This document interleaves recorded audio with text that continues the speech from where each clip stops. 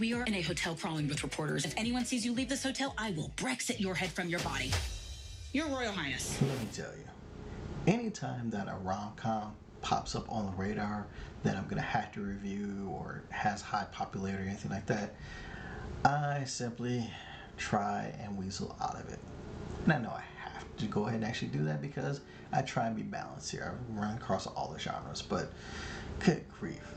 This genre has more tropes than any of the other ones. So much so that there are whole channels out there that I just try to avoid. Lifetime, Hallmark, Oxygen, basically anything that's just concentrated on romance. Just, don't want to do it. And the tropes are always there. It's, two people meet. They're from different worlds. They go ahead and actually have some type of skirmish or rivalry or dislike each other, what have you.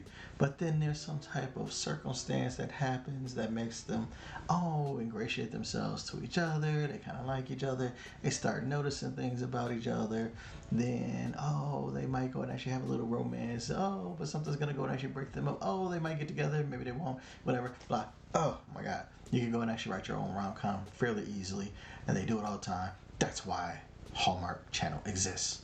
Okay. So anyways, I digress.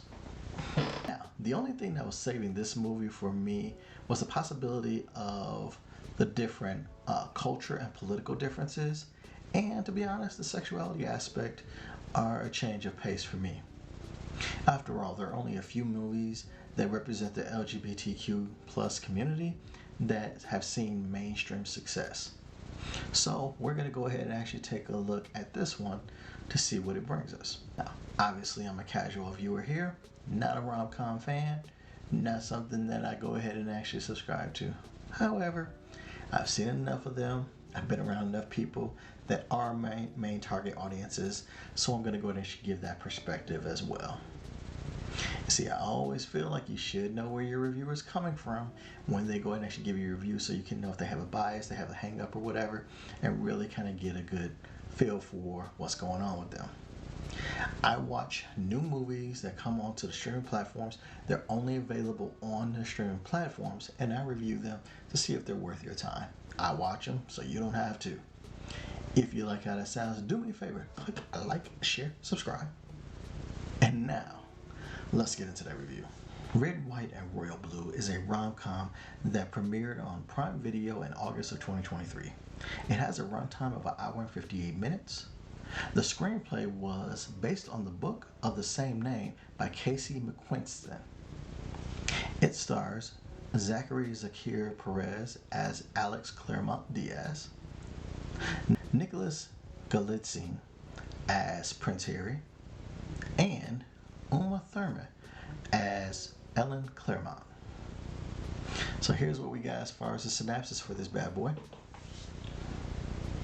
When the feud between the son of the American president and Britain's prince threatens to drive a wedge in U.S.-British relations, the two are forced into a staged truce that sparks something deeper. There's your story. Let's get those expectations for mains and casuals. Expectations for us casuals. First and foremost, we need charismatic leads to help us get through the entirety of the movie. If you do not have engaging characters that are charming, good looking, or anything like that, we're gonna, as a casual, we will give up on this bad boy quicker than anything. So make sure that they got charming, charisma, just get all that going, okay? Second, if there's going to be comedy, and it's a rom-com, so the comedy should be good, it should be timely, and it should help pace the movie along. It could go ahead and actually break up any of those gushy romantic parts. It could go ahead and actually break up any dramatic scenes or what have you. So have the comedy be relatable and good. And third, let the story feel natural and the acting needs to match. Nothing worse than going ahead and actually having two charismatic leads but have a very stilted story or it doesn't seem organic, and it affects the way that they're going to act and they're going to do various things or whatever. So make sure that you go and actually tell something that seems natural. Even if it's a rom-com, you can make it natural, okay? Those are the expectations for us casuals. Now, let's take a look at the expectations for your main target audience folks. Main folks, they want that chemistry between those two leads. I mean, not just for them being charming on their own, but for those two going actually being together, make sure that there's chemistry between there, let the sparks fly. Two, whatever holds their love back needs to be realistic. Face it, since the trope is at some point in time their love is not going to be able to just cleanly exist, let the whatever that barricade is there, let that to be a natural type of thing rather than something forced, because a main member is just going to go ahead and actually not gravitate towards fakeness. Okay? And whatever the story takes, let it go and actually be natural and empathetic. This is very similar to what casuals are looking for as well, but obviously mains are a lot more empathetic. Romance is their thing in there, so let it be something that can go and actually really hit their heart. Okay? Now we got all the expectations. Let's dive into this review. So this movie is a tale of two movies. The first 30 minutes of it, I hated it. The comedy and the feud was trash, and it was so overcontrived. There are way better ways to give the rivalry or feud history so that you can believe what these two believed or thought of each other. But nothing from that first part of the movie worked except for one scene. It was when they were on an interview together and they were going back and forth, kind of cutting on each other. That was hilarious. I like that. Efficiency. I thought is what you might say to convince the world that we're actually friends. I love hanging out with this guy. Everything else in those first 30 minutes just kind of fell flat. The movie would have been better had that not existed or been written differently. However, once the movie actually went into the actual romance, it was a good movie. The chemistry between both leads was good and convincing. I liked the way the movie paced the scenes and situations. The balance of privacy, politics, and the romance was done pretty well here. Both Alex and Henry had their own side stories as who they were as people and what they had to do. What's odd though is that while Alex's was way more shown and fleshed out, Henry's was actually the more compelling of the two. So they gave more for Alex that we could go and actually see what's occurring on his side, but Henry's was just done better. That's my thought process on that. But I think there was a point that we all knew was coming, but it never quite happened the way that we thought it would. And the ending was executed pretty well. The dialogue was okay. Some of it was a bit too rom-comish, but there were some great lines written genuinely for this story that were very well done. Because when they write the history of my life, I want it to include you. The biggest issue in the shooting of this movie were the times where they were either on a time crunch or a money crunch. Why? Because we could go ahead and actually see things like cheap sets and locations and obvious green screen moments that just took you out of the movie. Seriously, there's just times where I was like, what the heck? They couldn't even get, like, Hallmark can you go ahead and actually mock up some stuff better than this. Lifetime movies, just better, so it was just glaring when those types of things happen. Now, if I were to judge this story and the storytelling and the pacing and all that kind of stuff just on the final 75% of the movie, I would have it ranked very high. But that first 25% did happen. So I'd say that the story is going to really work for main target audiences. Casuals are going to have to kind of grit and bear it for the first 30 minutes to get to the good parts. Okay? In regards to the acting, Nicholas Galzine as Prince Henry was a standout. Not only did he have the superior dialogue, but he delivered it and his performance very well. His pompous attitude, the polished demeanor, the simmering vulnerability were all excellently conveyed here. Really liked his performance here. Perez's Alex's character honestly annoyed me for most of the movie. It's not until like the last 30 minutes that I started to like his character. Part of it was how he was written, and part of it was the way that he acted seemed just too hallmarkish. Like he was overdoing it at parts, and it just got annoying. But he stuck the landing and made the character decent at the end. In a small role, my girl Sarah Shahai, I believe that's how she's pronounced her name. I apologize if not, but her character was memorable. And honestly, for her, she can do no wrong because ever since I saw her in Person of Interest, I'm rooting for her in every movie that she's in. So, like her all the way.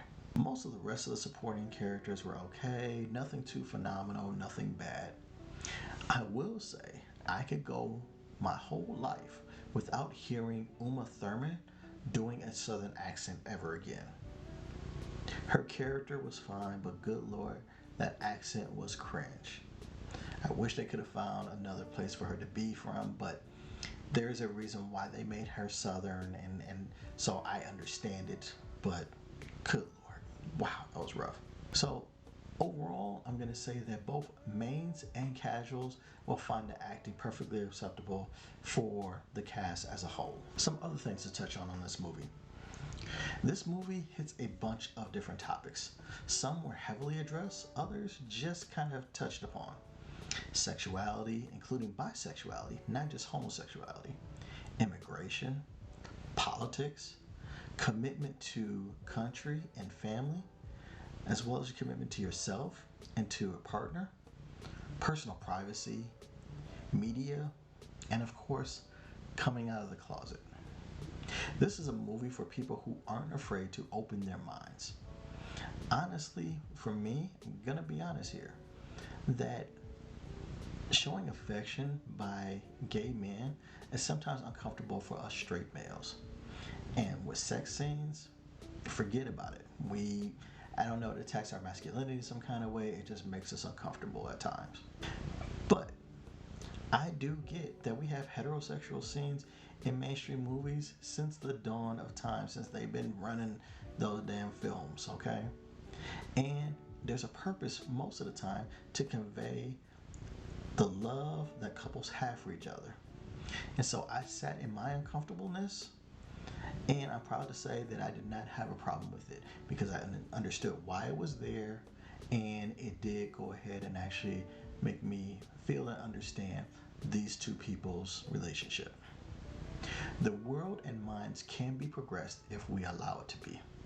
This movie is progression, and that can't be argued. But all that being said, let me get to my verdict. For main target audience members, people that love romance and romantic comedies, all that kind of stuff, this is a must watch. Two leads that are attractive and they have chemistry. They have some great scenes and it tackles some great issues. The movie has something to say about difficult relationships that makes this movie stand out from usual rom-coms. Now, for casuals, I'm going to go and actually say watch it at your leisure. This isn't going to be one that I'm going to demand that you have to go and actually watch, but I'm going to say put it on your playlist. You definitely have to find time to get through that first portion, but once you do, you're going to get a good romance movie that perhaps opens up your mind and heart to something that you otherwise wouldn't be accustomed to watching. And it will give you good romantic vibes if you allow it to. So again, for main target audiences, I'm going to go and actually say it's a must watch. For casual viewers, I'm going to say go and actually add it to your playlist. Watch it when you can on there. Just make sure that you're ready for those first 30 minutes. And that's what I have for Red, White, and Royal Blue on Prime Video. Check it out. Prince Henry belongs to Britain. We can figure out a way to love each other on our own terms. It's like there's a rope attached to my chest and it keeps pulling me towards you. You stayed for the entire review. Look at you. Go ahead and actually doing things around this pace. I think I'm gonna need you to go ahead and actually click like, share, subscribe. Just let me know that you like this review. Even if you have time, go and actually hang out and go ahead and actually watch one of these other videos that the algorithm thinks that you might like of mine. But until the next time I go and actually drop a review on you, I'll holler at you. Take care of yourself.